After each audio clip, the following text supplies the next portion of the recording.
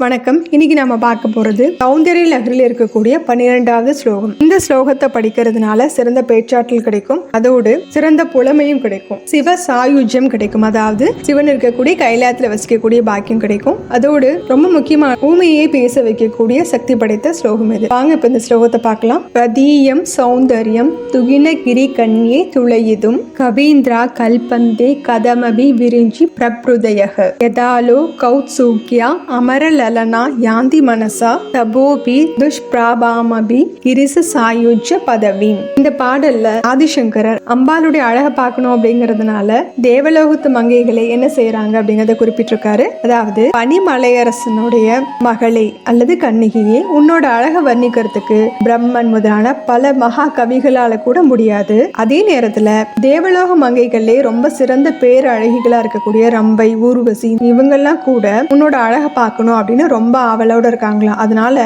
விரதங்கள் எல்லாம் அனுஷ்டித்து நிறைய பூஜை புனஸ்காரங்கள்லாம் செஞ்சு சிவ சாயுஜ்யத்தை மனதால அடைகிறாங்களாம். சிவ சாயுஜ்யம் அப்படிங்கிறது சிவனுடைய கைலாயத்தில் இருக்கக்கூடிய பாக்கியம். அந்த சிவ சாயுஜ்யத்தை மனதாலே அடைகிறாங்களாம். ஏன் சிவ சாயுஜ்யத்தை அவங்க அடையணும் அப்படின்னா, அவங்க சிவனோட ஒன்றா கலந்து சிவன் மூலமாகவே உன்னுடைய அழகை பார்க்கணும் அப்படின்னு முயற்சி பண்றாங்களாம். இந்த ஸ்லோகத்துக்குரிய பொருளை விளக்கமா பார்க்கலாம். பதீயம் சௌந்தர்யம் அப்படின்னா அழகு மிக்கவளே, துகினகிரி கன்யே அப்படின்னா பனியால் சூழப்பட்ட மலையின் மகளே, துளையிதும் அப்படின்னா ஒப்பிட்டு பார்க்கும் போது, கவீந்திரே அப்படின்னா பெரிய பெரிய புலமை மிக்கவர்கள் கூட, கல்பந்தே கதமபி அப்படின்னா அவங்களால உன்னுடைய அழகை வர்ணிச்சு சொல்ல முடியாம திணறாங்களாம். விரிஞ்சி பிரப்ருதயக அப்படின்னா பிரம்மாவும் மற்றவர்களும் கூட யதாலோ கௌத்சூக்யா உன்னுடைய அழகை காணணும் அப்படிங்கிற ஆர்வத்துல, அமரலலனா அப்படின்னா தேவலோகத்து மங்கைகள், யாந்தி மனசா அவங்களுடைய மனதளவுல அடையறாங்க, தபோபீர் அவங்களுடைய தவ பலனால், அவங்களுடைய தியான சக்தியினால், துஷ்பிராபா